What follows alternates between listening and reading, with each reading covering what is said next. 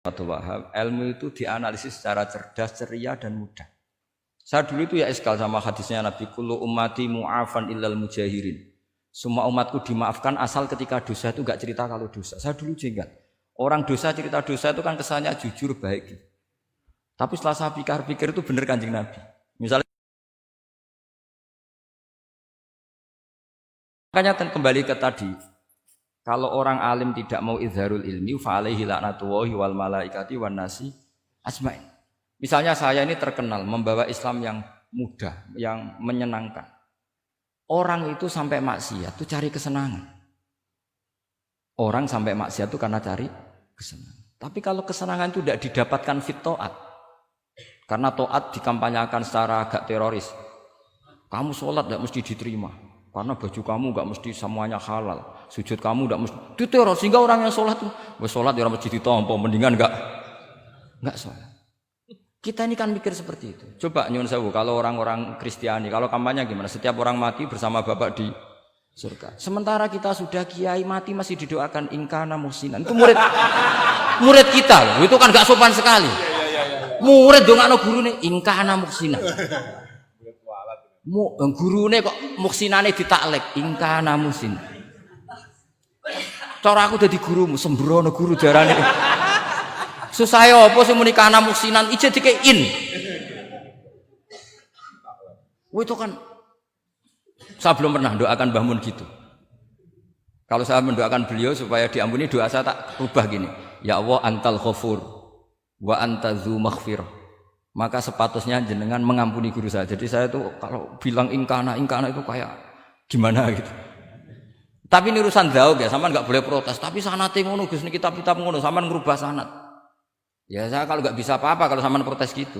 Sampean ngrubah adab kalau gitu. Nak protes-protesan. Lu coba misalnya Syekh Abdul Qadir Jailani itu Sultanul Aulia ya. Terus beliau misalnya wafat di Ploso. Terus kamu berdoa ingkana musinan coba. Ini ketuane wali di ingkana. Boyo wong ndek akhlak sithik gitu maksudnya. Wong sak donya iku ya tabarraku bi. Ya tabarraku nabi. Saiki ditaklek ingkar. Saya tuh belum pernah doain guru-guru dengan meskipun saya tahu itu doa yang karena pilihannya gini. Misalnya sampean protes, Gus wong sanate ngono.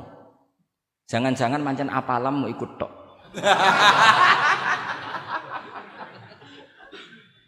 Loh Imam Syafi'i itu kalau doain mayit, ini sekaligus ijazah tapi haram ditiru. Ya tapi ijazah tapi haram ditiru. Imam Syafi'i itu pernah ngecewakan seseorang karena beliau itu idola, ada orang meninggal beliau diminta rawuh. Doanya hanya gini tok, ya Allah, Engkau itu tetap menjadi Tuhan meskipun tidak menyiksa orang ini. Jadi menyiksa orang ini tidak kebutuhan Engkau. Kalau tidak jadi kebutuhan Engkau ya tidak usah dilakukan. Itu terus pulang keluarganya gerembang, iki piye ndonga ngono tok. Tapi satu keluarga itu diimpeni mayit itu diampuni gara-gara doanya Imam Syafi'i. Ya Allah, anta ghaniyun, anta itu ghaniyun an adzabin. Engkau tidak perlu menyiksa orang ini. Engkau tetap Tuhan, tanpa menyiksa orang ini tetap Tuhan. Jika itu tidak kebutuhan engkau, ya sudah tidak usah dilakukan. Terus iya. Jadi kalau saya doain guru-guru ya Allah sifat ghafur engkau itu pasti efektif. Enggak mungkin sifatnya jenengan kok boten tembus. Ya sudah, ya seperti itulah ya Allah.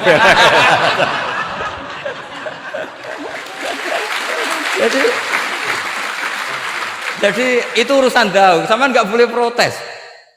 Gus Pak kok ngawur istihad itu bukan ngawur, saya ini orang waras. Punya rasa takzim sama guru sama para wali. Sementara kamu yang berdasar sanad tadi, jangan-jangan menghafalan kamu hanya itu. Ayo milih mana? Saya bukan bikin ajaran baru, ndak, ini cerita rasa. Cerita apa? Rasa.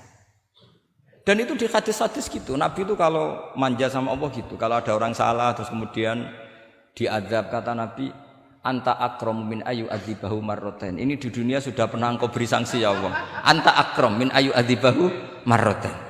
Tapi kalau belum disiksa kemudian dia aman-aman saja di dunia, engkau itu akram, engkau sudah mulia, gak pantas sudah menyelamatkan di dunia, kemudian jenengan dendam di akhirat masih. Jadi masih nyiksa lagi itu. Nabi itu kalau sedang manja dengan Allah itu akhirnya ya baik semua gitu. Lah saya jenis ulama yang partai itu. Partai itulah kira-kira seperti itu. Jadi gampang. Ya jadi ini relax saja ini monggo niki tadi sesuai janji saya hanya 10 menit dari sekarang. Saya juga mungkin saya nanti tetap pulang karena saya besok ngajar di setainya Gus Yofur. Mungkin saya itu sudah janji sama istri saya setelah Yai wafat paling saya ini dibully pernah sepuh itu 2 tahun. Semoga setelah 2 tahun saya naik lebih sepuh. Pakai dalil-dalil yang agak-agak angkuh tadi karena terpaksa. Jadi sekarang ngalah 2 tahun, setelah itu saya pakai sanad yang saya sepuh gitu. Supaya enggak digekongkonan terus gitu. Tapi saya tidak tahu tingkat adab saya sampai berapa tahun saya tidak tahu gitu. Tapi saya mohon sama yang Musayyid Fathul Wahab, ilmu itu dianalisis secara cerdas, ceria dan mudah. Saya dulu itu ya iskal sama hadisnya Nabi kullu ummati mu'afan illal mujahirin. Semua umatku dimaafkan asal ketika dosa itu enggak cerita kalau dosa. Saya dulu jenggat. Orang dosa cerita dosa itu kan kesannya jujur baik gitu. Tapi setelah saya pikir-pikir itu bener Kanjeng Nabi. Misalnya sampean cerita ning anakmu, ya zaman mondok Ploso sering nak marung utang enggak bayar biasa. Ya biasa sekolah gak munggah. Itu jujur apa mengajarkan? Mengajarkan suatu saat anak sampean goblok persis bapak. Maka penting tidak jaru itu penting. Makanya kata Nabi semua umatku diampuni kecuali yang cerita-cerita dosanya. Karena dengan cerita itu artinya apa? Misalnya sampean zaman puber pacaran.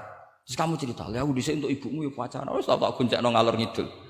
Itu jujur, tapi suatu anak kamu pacaran kan alasannya apa? Niru bapak. Tapi nak kamu sok suci, pacaran haram. Oh. Pak, lah kowe kok untuk ibu. Wah, iku pangeran peparinge. Lho kan ora bodoni, wah iku peparinge pangeran. Gak pacaran, Pak. Oh, pacaran haram. Lha kena muni ora kan bodoni. Pacaran haram tuh. Aku untuk bojo peparinge Allah. Wah, itu dimaafkan malah itu. Lho coba nyuwun sewu, ini analogi ya nyuwun sewu. Kalau andekan semua yang pernah zina itu ngaku zina. Kalau itu jumlahnya 1000 saja, 1000 itu punya keluarga. Satu orang minimal punya keluarga 10. Akan dipakai justifikasi kalau suatu saat zina berdasar pernah Pak D-nya atau Pak L-nya. Iya enggak? Tapi kalau semuanya enggak ngaku dan semuanya nyuwun sewu sok suci. Wanteng ning masjid, sak wiridan nuwangi. Suwan anak putune kok, "Wah, mbahku khusuk kuat." Padahal nangisnya perkara nyesal tahu mau. Tapi artinya apa? Konsep yang dikatakan Rasulullah SAW itu kan luar biasa. Kullu ummati mu'afan illal mujahirin. Karena dengan jihar, memang di situ masdarnya kok jadi jihar. Jadi bukan ijhar tapi jihar. Jadi memang bahasa Arab itu agak unik. Misalnya di nahwu itu masdar itu kalam. Kalam berarti sulasi mujarrad. Tapi fiilnya enggak kelaku. Kalimah yaklimu kalaman itu enggak melaku. Sing melaku itu lam yatakallam. Tapi padahal masdarnya kalam. Jadi suara sama raya aku itu pengalaman. Soal lughat itu pengalaman sekali. Jadi memang bahasa Arab itu lucu. Apalagi lafadz bagho malah paling kasus dalam bab yungqalu. Bagho maknane lacut. Bareng melok wazan imbagho. Yang bagi sayukjo. Iku piye? Biasanya makna sulasi mujarrad sama mazid kan enggak beda-beda jauh. Barang kena bagho tuntas. Bagho dadi yang bagi. Nang takok, yang bagi sulasi mujarrad apa? Bagho, Pak. Bagho maknane apa? Jare tiang-tiang lacut, Pak. Mergo wis bingung gurune ben nerangno bingung. Daripada bingung wis jare tiang-tiang maknane lacut. Kayak laisa ku fi'il mandi, mudhari endi? Ora ono mudhari. Mandi kok ora ono mudhari? Ya mandi wae ora usah mudhari. Terus repot bahasa Arab wis repot. Kene ora melok dibahas mau apa coba? Ya sudah takdir ngono ae sudah. Jadi apa yang dikonsepkan Rasulullah SAW itu pasti yang terbaik. Bahkan Imam Ghazali ikut berkampanye wa inna ya, termasuk pemberian Allah terbaik adalah sitra, as-sitra itu atau tutup. Jadi hifdzul qaba'ih menjaga supaya keburukan kita tidak kelihatan itu termasuk kebaikan. Bukan dianggap tidak jujur karena tadi kalau semua keburukan kita tampakkan maka akan menjadi masif. Misalnya kamu cerita, misalnya insya Allah lah kita yakin semuanya kita insya Allah diselamatkan dari zina. Misalnya cerita dosa yang kecil-kecil saja. Misalnya ini pondok utang rambayar atau rokokan, gak jamaah. Terus kamu ceritakan anak kamu, itu bukan jujur. Mesti sebagai alat. Jadi cara anak kamu, wah disanggup, cocok. Suatu saat aku goblok kayak bapak. Aku di sekolah cung sering ramunggah. Anakmu mondok wis tenang, santai. Nak ramunggah dalile bapak. Tapi nak kowe cerita, mondok meniti pelosok. Pirang tahun, Pak? 10 tahun. Kepengin ngit mayai, kepengin mondok susu ben barokah. Munggah terus, Pak, munggah. Maksudnya ora munggah kelas, munggah apa wae pokoke. Wis tenang. Karena itu bahaya, makanya kullu ummati mu'afan. Ma'is ketika ngaku zina itu Nabi itu enggak menolak sampai 4 kali. Ma'is yang memaksa Nabi supaya beliau melakukan raja, eksekusi. Semua ketika meminta saran sama sahabat, halla satarta bidzalik, kamu enggak usah cerita. Karena tadi logikanya kalau ada Ma'is ya, jangan-jangan yang lain juga ya, itu kan menimbulkan macam-macam. Itu hebatnya Islam, malah kita diajarkan awamastur aurati wa amin rawati. Kayak apa baiknya Islam? Tapi kita sekarang karena tidak baca hadis, lalu ada gerakan jujur. Mari semua meresapi dosa masing-masing. Kamu pernah ini istighfar terus nangis. Jebule gerakan ngono iku ya nyun sewu ya ono duwike kan yo repot. Tidak usah seperti itu. Ikuti hadis Rasulullah Shallallahu Alaihi Wasallam bahwa termasuk nikmatnya Allah Taala itu adalah tertutupi semua kesalahan-kesalahan kita. Dan itu barokah bagi hadaddin karena kesalahan tidak muncul. Loh itu sudah untung, agama sudah untung. Ketika kesalahan tidak munculnya agama sudah ikut diuntungkan. Coba kalau semua yang maksiat itu kelihatan, kan seakan-akan hadil ardu mamlu'ah bil ma'ah masih. Tapi ketika maksiat itu sembunyi-sembunyi, kemudian sing syiar itu adzan, pengajian, kan bagus. Sama nggak boleh protes, tapi itu kan tidak jujur. Ya bukan masalah jujur dan tidak, ini satrul qabaih. Nah ini namanya siasa. Namanya apa? Siasa itu tidak harus politik tentang negara. Kita mengelola diri kita sendiri butuh apa? Butuh siasa. Jadi misalnya kamu cerita kebaikan kamu kepada anak, biar kebaikan itu ditiru. Tapi kalau anak kamu tanya, Pak, sampai nate salah, itu sesuatu yang paling saya takutkan, Cung. Karena aku sering na'udzubillah minas salah. Tapi Bapak pernah salah enggak? Itu pertanyaan enggak penting. Karena tadi bahaya. Lu harus enak, maksudnya beragama seperti ini tuh enak. Kullu ummati mu'afan illal mujahid. Itu kan luar biasa. Jadi semua umatku itu diampuni asal tidak cerita-cerita. Misalnya agak cerita ke anak, cerita ke teman. Aku di gendaan, tahu tak ambung. Mesti pikiran kamu, yang pondok is pengurus jebule tahu ngono.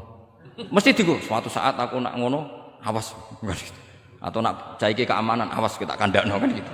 Tetap ini menjadi alat maksiat bagi yang lain. Jadi tapi saya dulu itu iskal, kenapa ada hadis seperti itu? Tapi setelah saya analisis, memang kalau ijtihar atau ijhar itu efek negatifnya luar biasa. Dan kita harus iktidak bi Rasulillah Shallallahu Alaihi Wasallam. Ya tentu idealnya yora maksiat, yora konangan maksiat. Memang karena tidak pernah itu ideal. Memang gak konangan karena tidak pernah melakukan. Ya saya kira demikian. Saya mohon supaya ya tadi ya saya Fathul Wahab dari kitab Manhajut Tullab. Itu dikarang Zakaria Al-Ansori piyambak Zakaria. Tapi kitab itu sebenarnya dari Minhajut Thalibin. Minhajut Thalibin dari kitab Al-Muharrar. Itu dari kitab